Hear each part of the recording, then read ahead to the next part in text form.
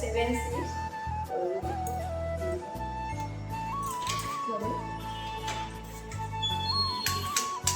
রেখে দিচ্ছি হচ্ছে মানে ওয়াশরুমটা দেখিয়ে দিই। প্রথম ঢুকতে ওয়াশরুম, এটা হচ্ছে দীঘা ওয়াশরুমটা। আর এটা বেড, আমরা কালকে ছিলাম। এই যে বেড, আর এই যে একটা ক্যাবিনেট আছে, টিভি আছে, যেখানে টুকটাক জিনিসও রেখেছি। আর এখানে আছে একটা সোফা, হ্যাঁ সোফা সেটে টি টেবিল। আর এই সাইডে আছে এই যে আয়না, মিরার, যেখানে মানে ভীষণই বের করতে হয়ে যাচ্ছে জায়গাটা। তারপরে চলো দেখাই। আমার ছেলে একটু কম্বল ছিল, আমরা যেহেতু এসি রুম নিয়েছি তাই জন্য কিন্তু রাত্রেবেলা আমাদের কম্বল লেগেছিল, কম্বলটা বেশি ছিল। আর সব কিছু দেখিয়ে দিলাম। এখন তো আমরা যেহেতু একটু পরেই বেরিয়ে যাবো, তো সব গোছগাছ হয়ে গেছে টুকটাক। তো এখানে বস, আমি তোর পর্দাটা খুলে দেখাই। আর সামনেটা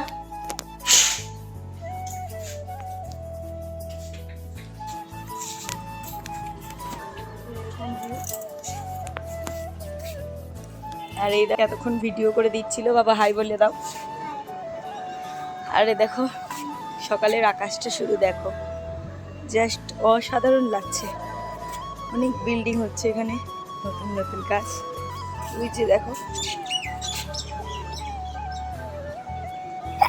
বাবা গো, রোদ্রের কি তাপ, শুকানোর আছে। মেয়ের খিদে পেয়েছে, দাদা তোর বাবারে বলছি, ভিজে ছিল। তো চলো, মানে বাইরে থাকা যাচ্ছে না, বাইরে আগুন, আর পুরো একদম সুন্দর ঠান্ডা। যেহেতু এসি চালিয়েছি, আমরা তো এসিতেই থাকতে অভ্যস্ত নেই। তারপরেও বন্ধ করিস না। তো এখন চলো রাখছি, পরে আবার আজকে মন্দারমণি যাবো, সেখানে গিয়ে ভিডিও শেয়ার করবো। টাটা।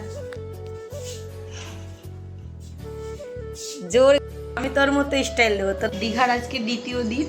তো আজকে তো আমাদের রুম একটু পরে আমরা কি হয়েছে বা হ্যাঁ ও খিদে পেয়েছে রে।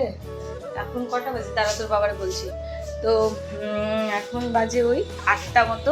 তো আমরা সমস্ত কিছু রেডি করে নিয়েছি, এখনই বেরোবো আর কি মন্দারমণিতে। সারাদিন তো মন্দারমণি কী করবো, তার আগে সকালবেলা খাওয়া দাওয়া করবো, সব কিছু গুছিয়ে নিয়েছি ওই যে। আর আমিও রেডি হয়েছি। আমার ভীষণ গরম লাগছে জানো তো, মানে ভীষণ গরমও পড়েছে, আবার মেঘলা মেঘলা ওয়েদার।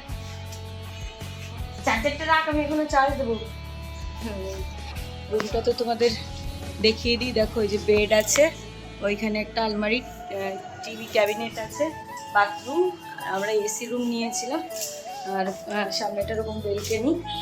আর এই যে বাথরুমে একদিন থাকে, ওয়াশরুমে যা থাকে আর কি।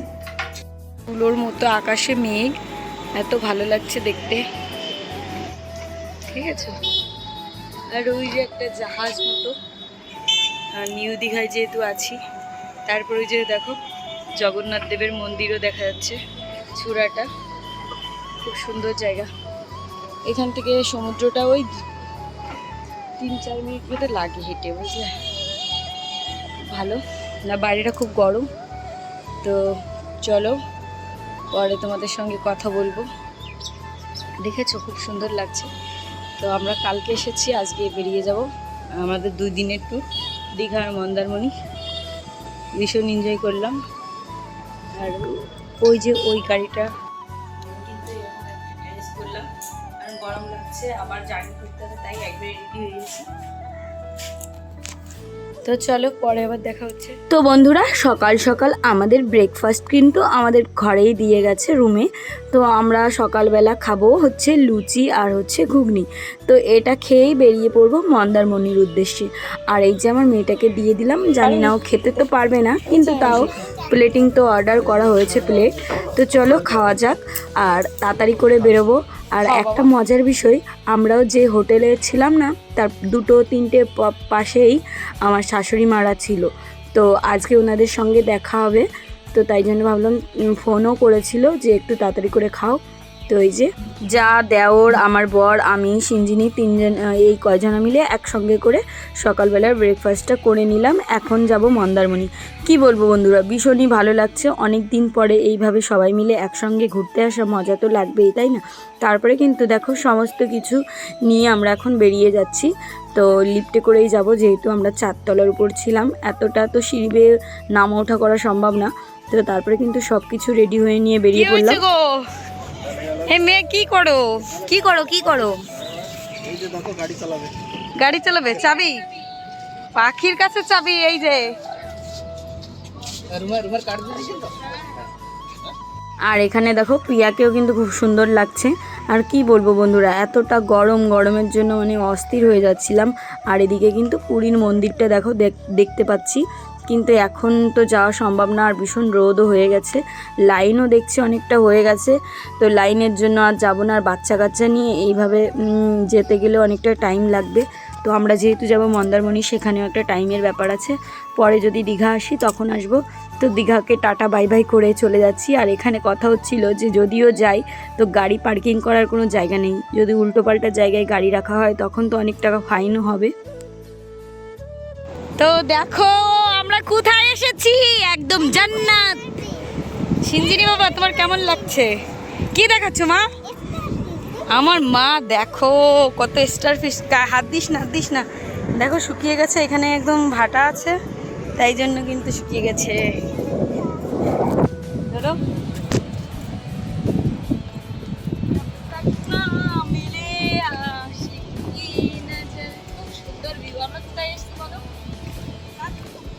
Tajpur sea beach. চারিদিকে সমুদ্র, গরম।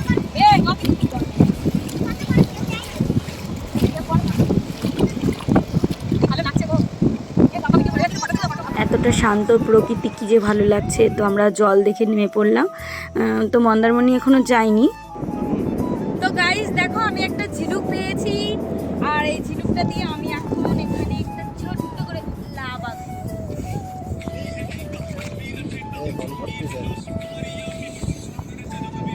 এই যে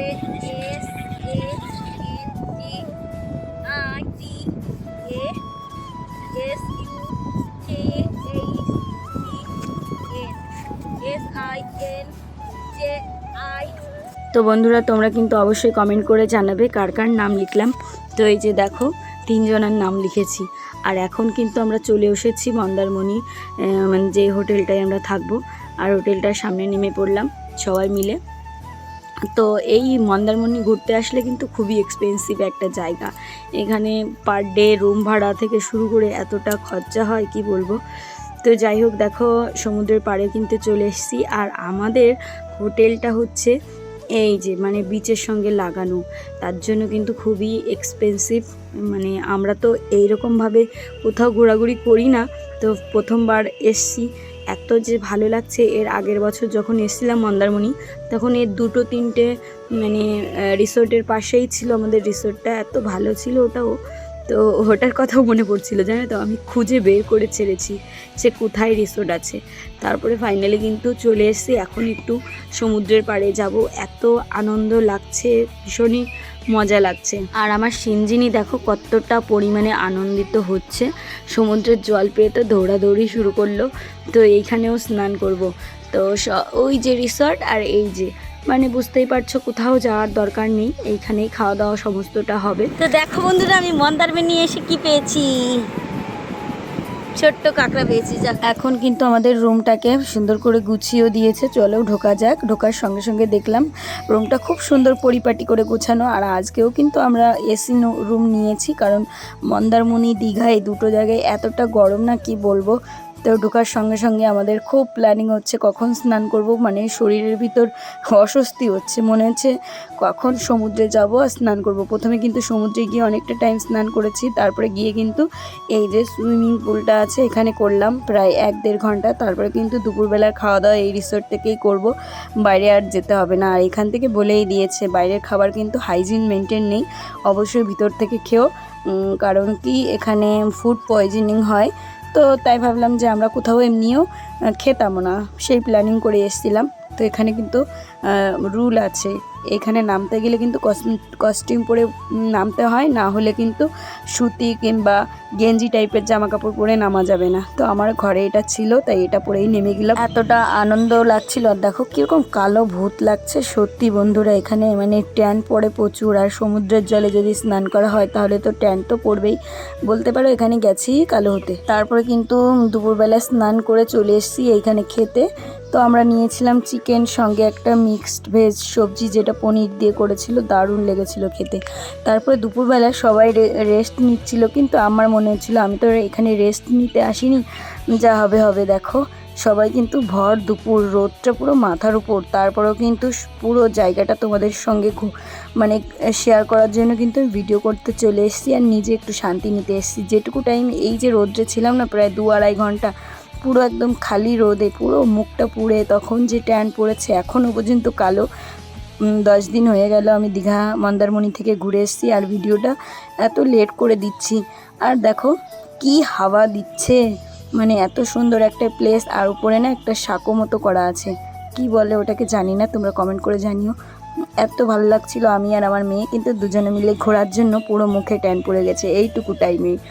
আর সবাই রুমে ছিল, আমার বর তো ঘুমোচ্ছে এসি চালিয়ে। সত্যি কথা বলতে কি আমার দুপুরবেলা একদমই ঘুম পায় না, তারপরে যদি হয় এরকম পরিবেশ কি না ভালো লাগে, তাই জন্য কিন্তু ঘুমানো টুমানো সব বাদ। তারপরে দেখো আমার মতো কিছু পাবলিক ছিল যারা সমুদ্রের ঢেউটাকে মানে উপলব্ধি করছিল, আর এত ভালো লাগছে। আর সমুদ্রের ঢেউটা আগে ওই মানে সবার লাস্টে যত দূর ছিল, তারও পরে আমরা গিয়ে স্নান করেছি, আর এখন তো পুরো সমুদ্রের ঢেউটা পুরো এই পাথরের কাছে চলে এসছে, মানে কিরম উত্তাল সমুদ্র এই দুপুরবেলা হয়েছে, বুঝতে পেরেছো? তো আমরা তো স্নান যেহেতু করে নিয়েছি, আর যদি সন্ধ্যাবেলা নামা হয় যাই হোক। আর পরিবেশটা কিন্তু বিরাট সুন্দর ছিল, এরকম হাওয়া দিচ্ছিল, চারিদিকের এই পতাকাগুলো নড়ছিল। তো এখানে বিচের সামনে ভাবলাম, মেয়েকে বললাম যে বাবা তুই একটু ধর, আমরা তো সারা জীবন বাড়িতে কাজকর্ম নিয়ে ব্যস্ত থাকি, কোথাও ঘুরি না, তো এই জন্য কিন্তু এখানে একটু বসে হাওয়াটাকে উপভোগ করছিলাম। কিন্তু নোনা হাওয়া, পুরো মুখটা মনে হচ্ছে কি নোনতা করে দিচ্ছে। যাই হোক খারাপ লাগেনি, ভীষণই ভালো লেগেছে। তারপরে দেখলাম আমার বরও চলে এসেছে, আর মেয়ে নিয়ে সবাই বিকালের দিকে সবাই কিন্তু টুকটুক করে সমুদ্রে নামছিল স্নান করার জন্য বিকালবেলায়। ইন্দ্রা যারা দেখছো তারা কিন্তু বিদেশি, কোন দেশ থেকে এসেছে জানি না, কিন্তু অচেনা দেশ, যেটার আমি নাম কোনোদিনও শুনিনি। দেখো আমার বর এখানে সমুদ্রের হাওয়ায় একটু সুখ টান দিচ্ছে, কি যে মজা লাগে তাই না, রিল্যাক্স রিল্যাক্স সুখ টান দিচ্ছে ওই যে। আর এইরকম যদি সমুদ্রের পাড়ে এসে পায়ে এরকম জলটা লাগবে, দুজনে মিলে হাত ধরে হাঁটবো। নাও এই নাও হাতটা দাও, হাতে হাত, পা পা সর, নাও, একই সাথে হয় না।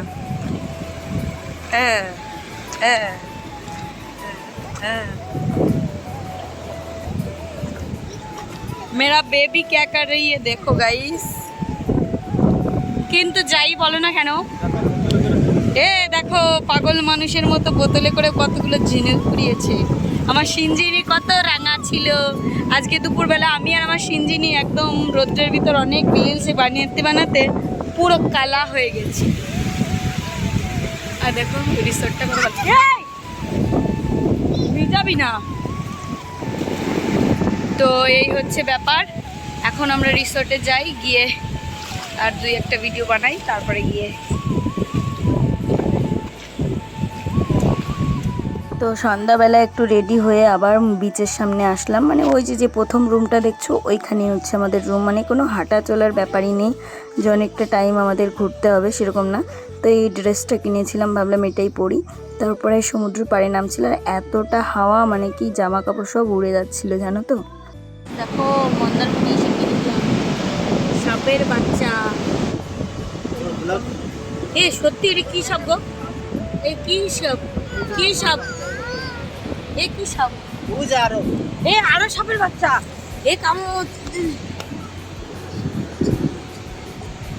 তুমি এর একটু ধরো না, একটু ধরো।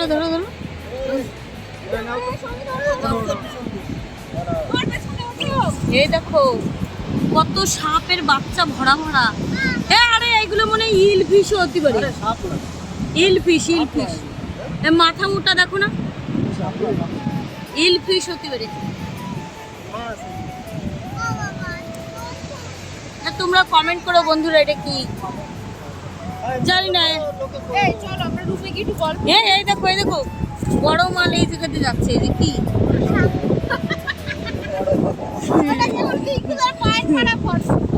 আরে না, এই দেখো দেখো সরু সরু হয়ে কি গেল দেখো কত দূরিতে, এই যে এত দূরিতে দেখো।